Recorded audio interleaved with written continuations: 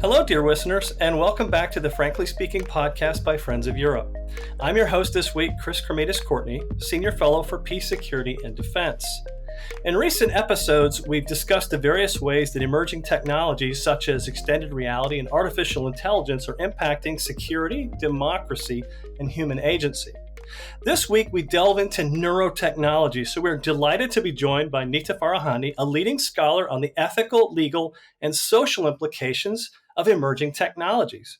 She's a distinguished professor of law and philosophy at Duke University and author of the new book, The Battle for Your Brain, Defending the Right to Think Freely in the Age of Neurotechnology. Nita, thank you and welcome to the Frankly Speaking podcast. And I'd like to begin by asking you, let's just dive right in. What exactly is neurotechnology and what promise does it hold for us? So, neurotechnology is a broad category of technology that is designed to be able to access and potentially change the brain, but more directly than our everyday devices that we interact with. So, the broad class are things like functional magnetic resonance imaging machines, very large machines that people may go into in order to have imaging of their brain activity done, and then powerful AI algorithms that are used to interpret what is seen there.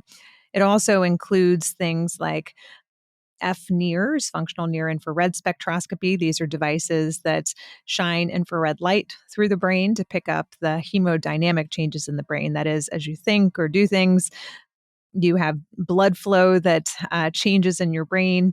It uses oxygen in different regions of your brain that are active, and those differences can be picked up and again decoded to understand what it means. EEG, or electroencephalography, is a big category of neurotechnology. This picks up the electrical activity in the brain. And this is one of the large areas that I focus in my book on because what has traditionally been clinical or research-based tools, neurotechnology, are now increasingly becoming consumer-based tools as the sensors that can pick up brain activity are miniaturized and can be applied by ordinary consumers and are integrated into things like earbuds and headphones and smartwatches that pick up primarily right now electrical activity as neurons fire in the brain. And then again, AI algorithms are used to decode and decipher what that information means. But there are also portable versions of EMG, electromyography, and portable versions of FNIRS, the functional near infrared spectroscopy. Well, usually I'm the one who's speaking all the technical jargon here, so I have to say it's so great to talk to you because there's so much to learn. I know I've delved into some of the other earlier topics I mentioned, extended reality and artificial intelligence. And I think when I read your book and I learned more about neurotechnology, I realized there's an entire different world out there of possibilities, both positive and negative. And I think there's one passage from your book that really stood out to me. And you said, and I'm quoting from your book here, that we stand at a fork in the road where the coming dawn of neurotechnology could change our lives for the better or lead us to a more dystopian future where even our brains are hacked and tracked. And you've already told me, I'm not sure if you really went into the positive aspects, but can you please elaborate a bit more about this crossroads we face? Sure. So I gave you just a background on what the neurotechnology is, like literally what the technology is. Now, the ways in which it's used in clinical and research settings is primarily to diagnose or to understand when something has gone wrong with the brain. So, this could be somebody has something like a brain tumor, or they have a neurodegenerative disease, or they have advanced stages of Parkinson's or Alzheimer's disease, or, they have chronic migraines like I do. And you're simply trying to find out and rule out possibilities that there's something else going on in the brain. And so brain imaging can be done to understand a lot of what's happening in the brain in those settings. Moving it into consumer hands, the early applications that are already on the market enable people to visualize basic brain states like Are you meditating? Is your brainwave activity consistent with being in a meditative state or being stressed out? Is your mind wandering? Or are you able to focus? And then that can be used for neurofeedback. That is, by seeing the information and getting real time feedback, to understand, for example, context switching and how expensive it is for you. You look on one screen and you think, okay, I'm just going to check my email real quickly. And then I'm going to check my social media accounts. And then I'm going to come back to what I was working on. You can literally see how long it takes to regain focus or see what that does to your stress levels. It also has potential health and therapeutic benefits for people worn continuously over time, like picking up the earliest stages of epileptic seizures well before they occur, minutes to up to an hour before they occur, sending potentially life saving alerts to a mobile device. Or, for example, being able to pick up the earliest stages of glioblastoma, which is a deadly and aggressive form of brain cancer and brain tumor, largely because it's almost always diagnosed too late and it moves very quickly. But tiny electrical changes in the brain potentially could be deciphered through consumer neurotechnology. There are a lot of ways in which we don't know ourselves. And we think, or we have a sense of what our own biases are, but you could actually start to really see through neurofeedback and visualization of brain activity. Might also enable people to finally treat their brain health as seriously as they treat the rest of their physical well being. While physical well being and longevity are increasing, brain health and wellness are not. The toll of neurological disease and mental health disorders and drug use disorders are skyrocketing. So those are some of the positives and the reasons why I say we stand at a crossroads, because the ability to lean into that and embrace a world in which we are able to have access to our own brain activity in the same way that we have information about our heart rate or sleep could be really promising. But once you start to access your own brain activity, particularly through devices that are sold to you by the very same corporations who've commodified personal data for years, what that means is that there's a new era of brain transparency where even our brains and directly what's happening there and being deciphered could also be commodified, could also be intruded upon, could also be sold, used for micro targeting of advertisements, used by governments for chilling of freedom of speech or to interrogate people's brains for, whether or not they've committed a crime or whether they recognize particular aspects of the crime scene. Or, for example, to punish people for having dissident thoughts about, against a, tyrannical government or against oppressive regimes.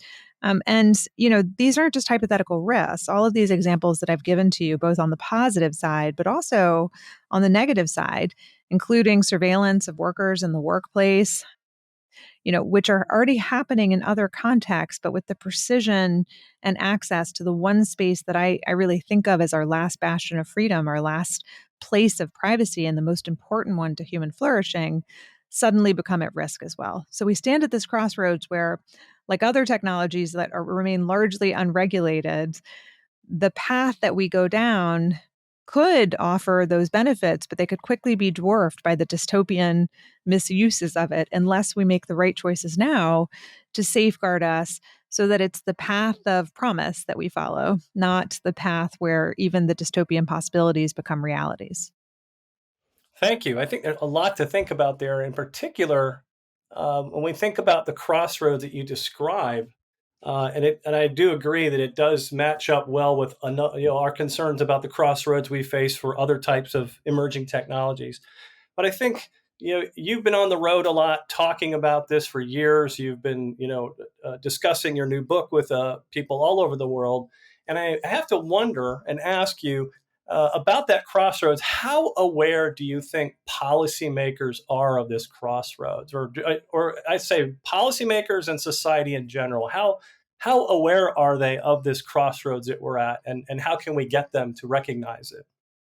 Yeah, it's a great question. And what I'd say is there has been a lot of important efforts that have already been underway, from the UN to UNESCO to OECD to nations worldwide who've looked and engaged at questions about rights and regulations with respect to neurotechnologies. Far less in the United States, where there's a huge market and market potential. That's not that surprising given how far behind the US is in regulation and oversight of most companies. But nevertheless, there has been a lot of activity underway.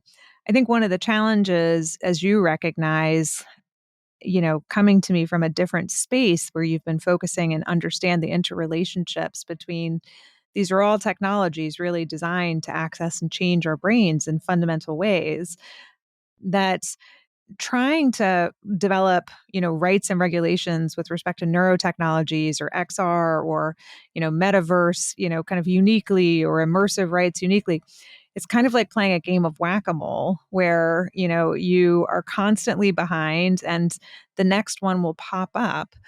And so I think that people are being very thoughtful about it, but they're still addressing these technologies in silos instead of in a more holistic way of trying to understand that these technologies don't exist in silos, humans don't exist in silos. They're interacting with all of these at once. And it's the interrelationship that we have to really be governing. And so the approach that I've taken in the book, which I know we'll get to on this concept of cognitive liberty, is really meant to be an umbrella concept to recognize that and to applaud the important work that's been happening across nations and across organizations, but to try to move the conversation to a more holistic one that might enable us to take an approach that really says, like, what's the commonality of the problem across it, and how might we design solutions and rights that would enable us to address it in that way. Thank you, and I'm glad you brought up cognitive liberty because having read your book, that was really stayed in my brain. So you've done a little you did a little neurotechnology with your words there in your book, and it really stuck with me that the idea of cognitive liberty, and I think it. And when I sort of try it on with other concerns that we've previously discussed here, it seems to fit. So could you briefly sort of explain a bit more to our audience what is cognitive liberty? And Sure. what it means for our future. Yeah. So first, thank you for trying it on in the other context, because I think that's the important work that we have to be doing now is figuring out how it can serve, if it can serve as an umbrella concept across these different domains. So cognitive liberty is the right to self-determination over our brains and mental experiences. And I see that as having really kind of two big parts with subparts within it. So the two big parts are cognitive liberty as a right to access and use technologies that both inform us about what's happening in our brains and change them if we choose to do so. So it's a right to self determination, which is really a positive right to the use of technologies that can improve our lives. And the information and the data from that, which includes a really important component of self ownership over ourselves, right, over our own brains and mental experiences. Importantly, it's also a right from interference with our mental privacy and our freedom of thought. Mental privacy is a relative right, just like all privacy rights are.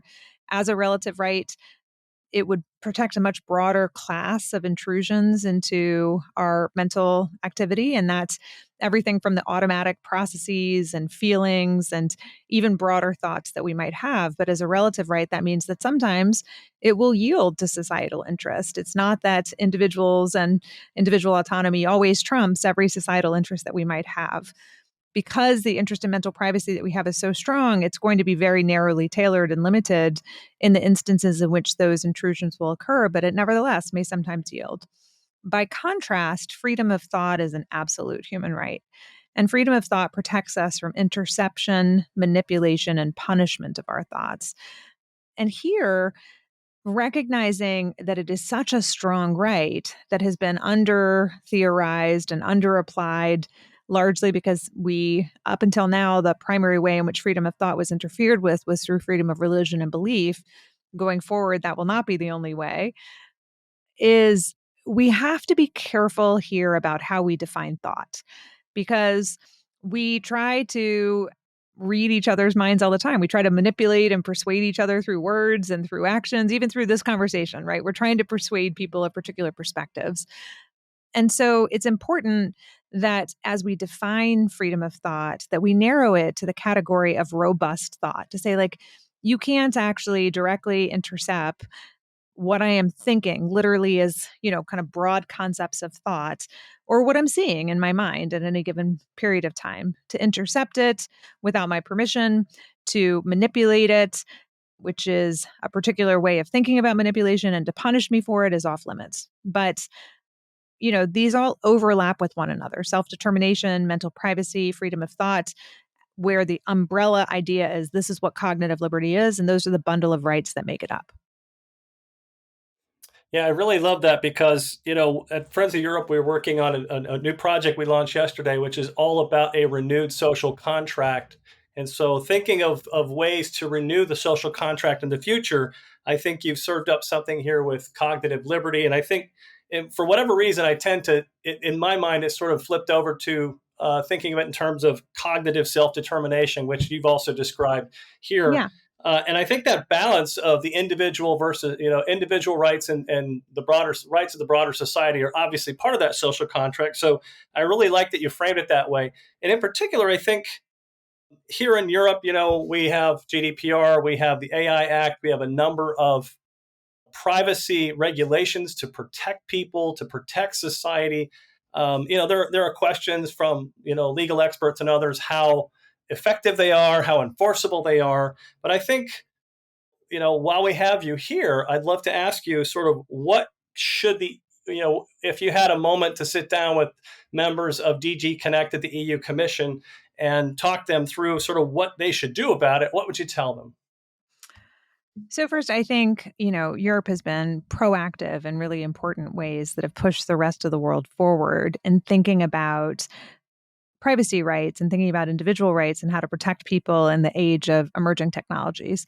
And I'd say while it has done an extraordinary job, it doesn't always get it right, nor does it always purport to get it right. Sometimes it overregulates in ways that can frustrate innovation. Sometimes it leaves gaping holes without intending to do so.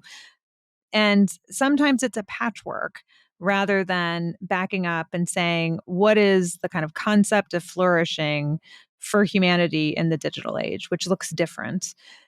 And so the way in which I would guide them is to step back from a moment from pen and paper of issuing a particular regulation and to say, much like you just described, Chris, of needing a new social contract, I see cognitive liberty as an update to liberty in the digital age, right? We have a, kind of outmoded concept of liberty really right now because all of it was based on this idea of giving people the capacity for freedom of thought and for self-determination, but none of it contemplated a world in which that is nearly impossible for people to achieve in the way in which technology is designed and distributed and the ways in which people are commodified and their data is commodified, the ways in which algorithms are intentionally targeted to try to undermine attention and focus and to try to push people to act contrary to their own preferences and desires and to shape and reshape their perspectives. This isn't like advertisement of the past. These are different in kind.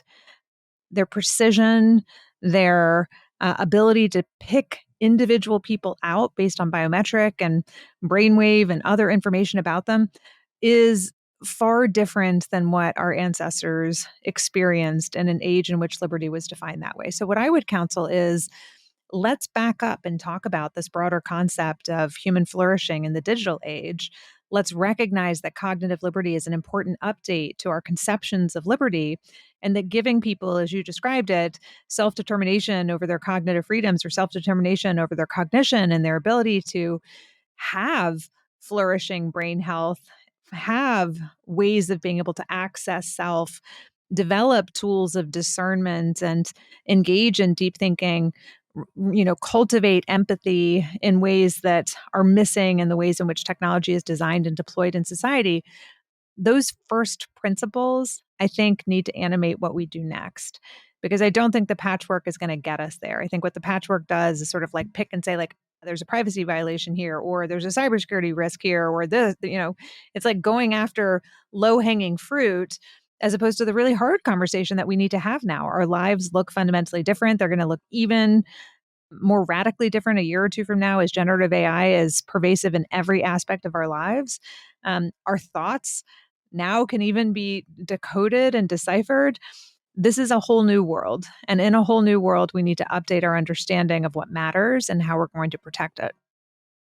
Well, thank you so much. I think and I do agree that the more holistic view is definitely much more productive and much more in the long run, more effective than sort of each of the different constituencies sort of going forward and saying, well, we think XR is important and we think AI is important and neurotechnology and all these other things. Because I think I've watched this happen with the broader disinformation, the countering disinformation community, and we sort of get people who are into platforms and people who are into laws, and we're very splintered, and we're always playing catch up. So I'm very happy and very appreciative that you're promoting this sort of more holistic view, a more let's get the broader band together on this. I think I think I'm the with key you is on that. finding all of those I'll people.